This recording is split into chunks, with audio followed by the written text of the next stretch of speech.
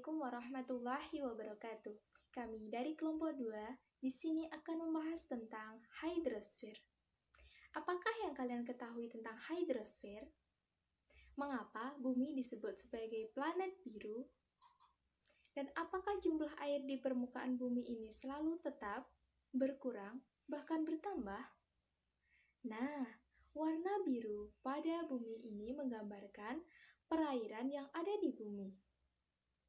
Bumi ini diselimuti dengan air atau yang biasa disebut dengan hydrosphere.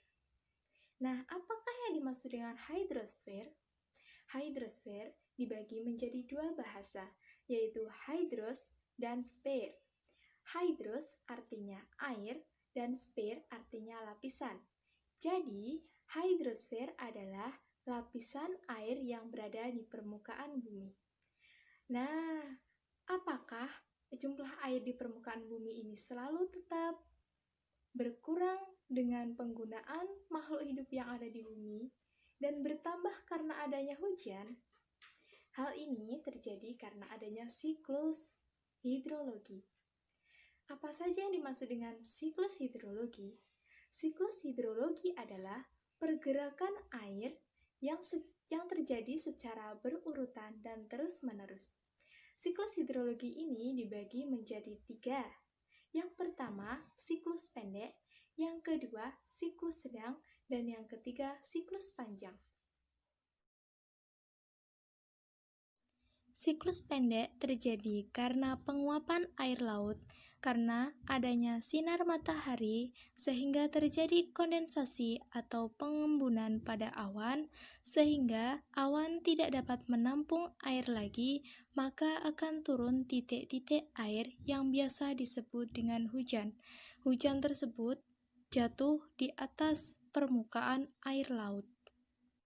Siklus sedang terjadi karena penguapan air laut karena sinar matahari sehingga terjadi kondensasi pada awan dan awan tersebut dibawa angin ke daratan sehingga awan tersebut tidak dapat menampung air yang ada, akan turun titik-titik air atau biasa yang disebut dengan hujan dan jatuh di atas permukaan dan mengalir mengarah ke arah lautan. Siklus panjang terjadi karena adanya evaporasi pada air laut dan transpirasi pada tumbuhan di permukaan bumi. Selanjutnya terjadi kondensasi pada awan, dan awan dibawa oleh angin sehingga terjadi presipitasi. Presipitasi di sini disebut dengan hujan. Hujan dapat berupa es atau salju, sehingga ketika jatuh di permukaan bumi akan mencair dan mengalir pada permukaan bumi atau di atas tanah dan juga mengalir di dalam permukaan bumi atau di dalam tanah. Mengalir di atas permukaan bumi disebut dengan runoff. Runoff ini akan mengalir pada aliran selokan dan akan menuju pada mata air atau sungai. Begitupun dengan infiltrasi. Infiltrasi adalah pergerakan air di dalam tanah secara vertikal, dan perkolasi adalah pergerakan air di dalam tanah secara horizontal dan akan mengalir pada mata air atau sungai, dan sungai akan mengalirkan air pada laut. Di sini saya, Aulia Nurharyanti, akan melanjutkan materi presentasi yang kedua, yaitu tentang unsur dan jenis hidrosfer. Yang pertama adalah unsur hidrosfer. Unsur hidrosfer adalah sebuah komponen atau bagian-bagian pada hidrosfer dan berdasarkan pada siklus hidrologi. Nah, unsur-unsur ini diantaranya adalah unsur angin, yaitu merupakan udara yang bergerak dan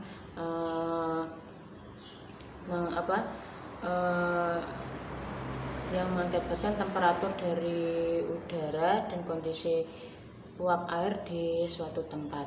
Kemudian ada unsur awan, yaitu sebuah kumpulan titik-titik air atau es yang jumlahnya sangat banyak. Kemudian ada unsur air dan tanah, yaitu identik dengan pergerakan air di dalam tanah dan mempunyai beberapa lapisan sumber, yaitu sumber batu pasir dan lapisan akifer. Kemudian selanjutnya ada unsur evaporasi, yaitu sebuah proses perubahan air menjadi uap air. Kemudian ada unsur transpirasi, yaitu pelepasan uap air oleh dedaunan melalui stomata atau mulut daunnya. Kemudian ada unsur evapotranspirasi, yaitu merupakan sebuah proses gabungan dari evaporasi dan gabungan dari proses transpirasi. Ya. Kemudian ada unsur kondensasi, yaitu perubahan wujud uap air menjadi air karena adanya pendinginan. Kemudian ada unsur adveksi, proses pengangkutan air. Kemudian ada unsur presipitasi, yaitu sebuah bentuk hujan dari atmosfer bumi yang turun dalam bentuk air, salju ataupun es. Kemudian ada unsur runoff, yaitu pergerakan aliran air tanah yang melalui saluran sungai maupun anak sungai. Kemudian ada unsur infiltrasi, yaitu pergerakan air ke dalam tanah atau perembesan air ke dalam tanah melalui pori-pori tanah. Kemudian ada unsur intersepsi. Unsur intersepsi ini merupakan hujan lebat yang turun di hutan-hutan dan air hujan itu tertahan pada dedaunan atau batang-batang pohon. Kemudian ada unsur tubuh air, yaitu seperti contohnya ada sumber sungai, waduk, danau, ataupun tempat-tempat sumber air lainnya di permukaan bumi. Kemudian ada jenis hidrosfer. Yang kedua ada jenis hidrosfer, yaitu ada beberapa macamnya atau jenis. Yang pertama perairan laut. Ya, perairan laut itu merupakan air yang menggenang di lautan luas dan memiliki sifat rasa asin, seperti itu. Dan biasanya perairan laut ini merupakan pusat dari aliran air dari sungai, aliran air dari danau, waduk ataupun sumber-sumber air lainnya, dan berakhir di laut ini. Nah, laut ada beberapa zona, ada zona litoral 0 meter, zona neritik 0 sampai 200 meter, zona batial 200 sampai 1800 meter, dan zona abyssal lebih dari 1800 meter. Kemudian ada laut berdasarkan letaknya. Nah, ada 3 jenis laut, yaitu laut tepi, yaitu bagian tepi-tepi benua. Yang kedua ada laut pertengahan, yaitu di pertengahan di antara benua-benua. Kemudian ada laut pedalaman, yaitu di lautnya itu di dalam benua atau lebih di dalam benua, seperti itu. Kemudian ada laut berdasarkan proses terjadinya. Yang pertama ada laut ingresi, yaitu laut yang mengalami penurunan hingga 700 meter.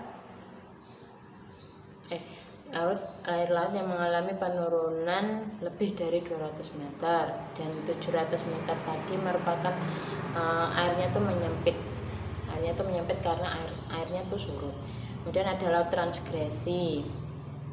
Laut transgresi ini airnya itu meluas sampai 70 meter, dan di dasarnya itu malah meninggi sejauh kurang dari 200 meter. Kemudian ada yang ketiga laut regresi, yaitu menurunnya air laut di dasar laut karena adanya patahan tektonik di dalam permukaan bumi, di dalam bumi. Nah, air laut di sini juga dibedakan, yaitu ada gelombang dan arus air laut. Gelombang laut itu airnya itu bergerak karena akibat dari tiupan angin, pasang surut air laut, dan tsunami. Kemudian yang kedua ada arus laut. Ya, arus laut ini merupakan pergerakan air laut dari perairan satu ke perairan lainnya. Itu. Kemudian ada perairan darat. Contohnya ada sungai.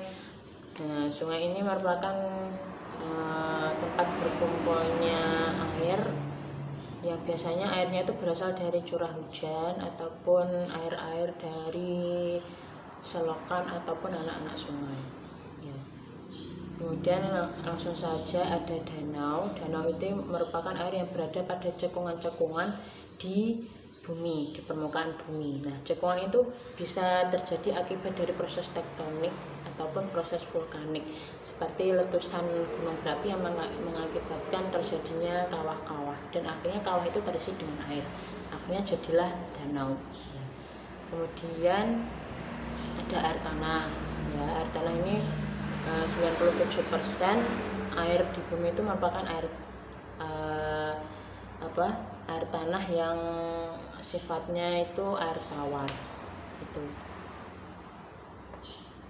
Nah, berdasarkan kedalamannya, air tanah dibedakan menjadi dua, ada air tanah dangkal dan air tanah dalam. Kemudian ada das, yaitu daerah aliran sungai. Contohnya itu das itu merupakan suatu daerah yang dibatasi atau dikelilingi oleh garis ketinggian, itu dimana setiap air yang jatuh di permukaan tanah akan dialirkan menjadi suatu tempat itu. Terus contohnya ada das Ciliwung, das Bengawan Solo, dan das Mahakam. Kemudian terakhir ada rawa itu sebuah genangan air yang airnya itu diam di sebuah tempat. Biasanya itu rawa itu terdapat di tempat yang ada pohon-pohon mangrove-nya. Nah, kebanyakan air rawa itu juga bersifat asam seperti itu. Oke, itu tadi yang bisa saya sampaikan terkait unsur dan jenis hidrosfer. Untuk selanjutnya materi akan disampaikan oleh Mbak Jusman.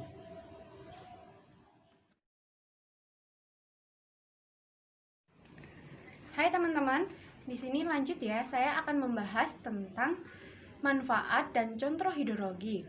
Di sini ada beberapa contoh hidrologi sendiri. Saya sebutkan langsung ya. Pertama adalah sungai. Sungai sendiri adalah saluran air alami yang mengalirkan air tanah, air hujan, maupun air es yang mencair ke muaranya. Di sini salah satu contoh sungai adalah Bengawan Solo yang ada di Solo dan sekitarnya ya. Nah, di sini ada pun manfaat sungai. Di antaranya yang pertama adalah bahan baku domestik. Yang kedua adalah sebagai sumber air irigasi. Yang ketiga adalah sarana olahraga seperti arum jelam dan lain sebagainya. Yang selanjutnya adalah sebagai sarana rekreasi atau tempat rekreasi. Dan yang terakhir adalah sarana transportasi air. Selanjutnya di sini ada danau. Danau adalah tubuh air dalam jumlah yang sangat besar. Salah satu contohnya adalah Danau Toba. Nah, Danau Toba sendiri manfaatnya ada berbagai macam ya teman-teman. Di antaranya pengendali banjir, terus sebagai bahan baku air domestik, sebagai tempat budidaya ikan air tawar, dan sebagai pembangkit listrik. Itu manfaatnya teman-teman. Selanjutnya adalah air tanah. Air dan tanah sendiri adalah definisinya yaitu air yang terdapat di bawah tanah, di permukaan tanah yang di atasnya itu ada batuan yang kedap air.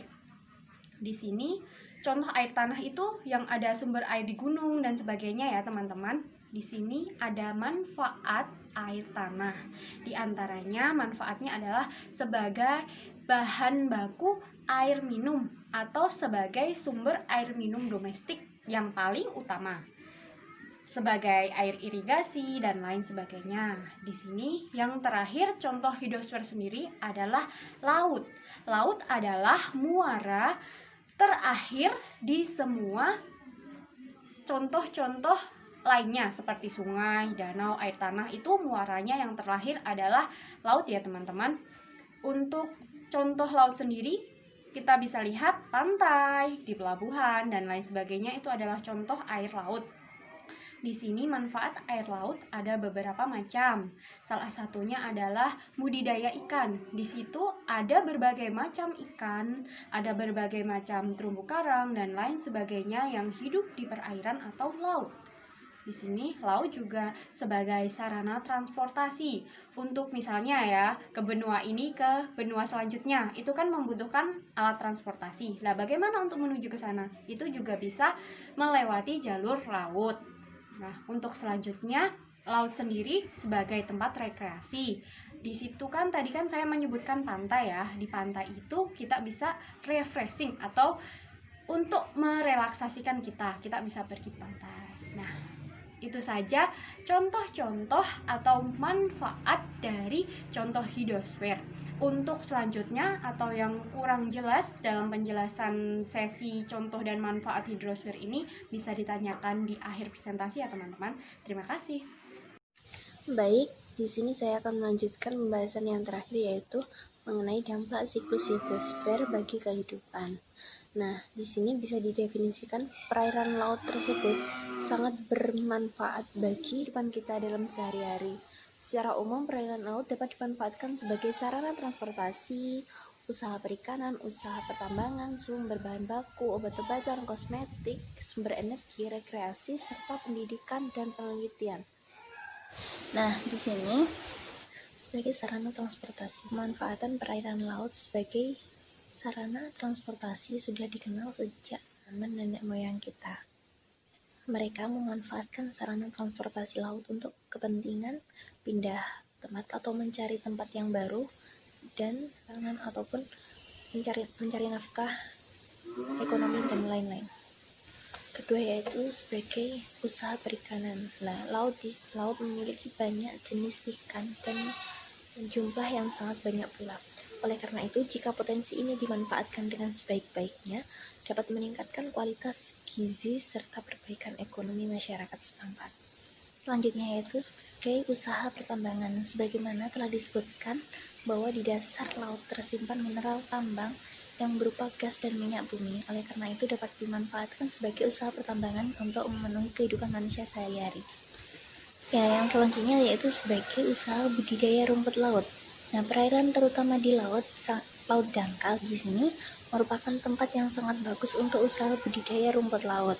Kenapa? Selain sebagai sumber bahan makanan dan minuman, unsur kimia yang terdapat di dalam rumput laut di sini dapat dimanfaatkan kembali sebagai bahan baku untuk pembuatan obat dan kosmetik. Yang selanjutnya yaitu sebagai sumber bahan baku obat-obatan dan kosmetika. Nah, berbagai unsur kimia yang terdapat dalam tumbuhan biotika seperti zooplankton, nekton, rumput laut, dan lain-lain dapat dimanfaatkan sebagai bahan baku dalam pembuatan obat dan kosmetika. Yang ini sangat penting sekali yaitu sebagai sumber energi. Perbedaan suhu air laut, gelombang pasang surut dan air atas laut mempunyai potensi yang sangat besar jika dimanfaatkan sebagai sumber energi. Misalnya, sumber energi pembangkit listrik tenaga air contohnya. Nah, oleh karena itu, air mempunyai peranan penting bagi kehidupan makhluk hidup. Seperti manusia, hewan, tumbuhan. Tanpa adanya air, maka tidak akan terjadi kehidupan di bumi ini. Oleh sebab itu, air sangat dibutuhkan oleh makhluk hidup sehingga air banyak memiliki dampak positif bagi kehidupan. Namun demikian, kadang air juga dapat menyebabkan kerugian bagi makhluk hidup itu sendiri. Nah, di sini ada dampak positif dan dampak negatif adanya air tersebut. Dapat berupa dari segi dampak positif terlebih dahulu. Dampak positifnya sebagai berikut. Pertama, sebagai habitat dari berbagai jenis hewan maupun tumbuhan air. Kedua, dapat menyebabkan kesuburan tanah. Ketiga, dapat mempercepat proses pembentukan tanah. Keempat, perairan di sini bisa dimanfaatkan untuk sarana prasarana sebagai alat transportasi antar pulau dan antar daerah. Yang selanjutnya banyak dimanfaatkan sebagai objek wisata atau budidaya, juga penelitian. Nah, untuk yang terakhir sangat penting nih, untuk kelangsungan hidup makhluk hidup seperti manusia bisa dimanfaatkan untuk mencuci, minum, mandi, dan lain-lain. Hewan juga gitu, bisa dimanfaatkan untuk mandi dan minum. Tumbuhan pun begitu, dapat dimanfaatkan untuk membantu proses fotosintesis. Selain dampak positif, di sini juga ada dampak negatif adanya air. Nah, apa dampak negatifnya? Di sini ada yang pertama yaitu mampu merusak berbagai jenis struktur. Yang kedua yaitu air minum bersih mulai langka. Kenapa kok bisa langka? Karena adanya pencemaran air dari limbah pabrik, bisa jadi limbah rumah tangga juga bisa. Yang kedua dapat menyebabkan banjir bila volume air tersebut terlalu besar, dan longsor bila kondisi bumi tidak memungkinkan. Longsor di sini terjadi bila penebangan pohon secara liar. Nah, di situ tanah tidak bisa menampung air terlalu banyak, maka terjadilah tanah longsor. Yang selanjutnya yaitu dapat menyebabkan berbagai reaksi kimia di dalam tanah. Yang keempat yaitu dapat menyebabkan erosi tanah. Selanjutnya dapat menyebabkan tanah longsor tadi. Demikian presentasi dari kelompok 2. Apabila ada kurang lebihnya kami mohon maaf. Wabillahi taufiq wal hidayah, waridha wal inayah. Wassalamualaikum warahmatullahi wabarakatuh.